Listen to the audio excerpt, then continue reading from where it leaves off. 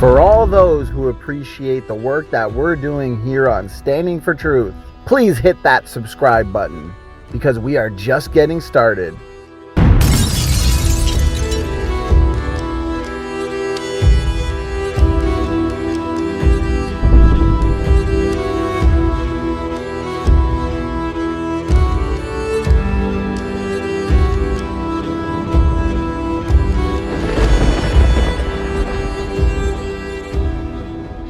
The first question here is, why do Africans, and this is a common objection that I've personally heard numerous times from the evolutionists. So the question is, why do Africans have more genetic diversity?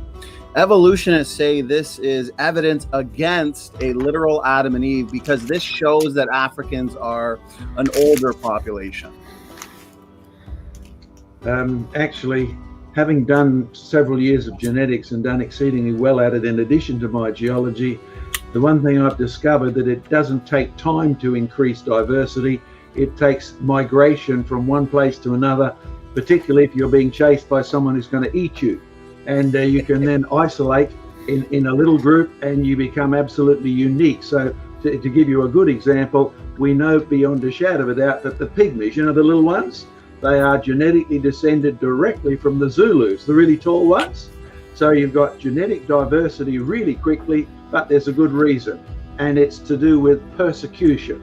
So you and I know, even in our modern world, the dwarf peoples, whether it's a defect or a food problem, they tend to get discriminated against. And if you're in the middle of the jungle and being threatened with somebody eating you for that deformity, you isolate, you run through the jungle, you can run under the branches, the tall people can't, and then you isolate and you remarry amongst yourselves and you enforce only those things that characterize you. So one reason why the Africans have got so much diversity is the opposite of evolution. It's not time, it's the fact that they've chased each other all over the planet. So, white fellas can't jump, Africans can run, and the tradition is that they eat people, right? As much as that's unpopular out there, you get a tribal warfare over and over again, and people will separate as fast as they can. That's your far better explanation.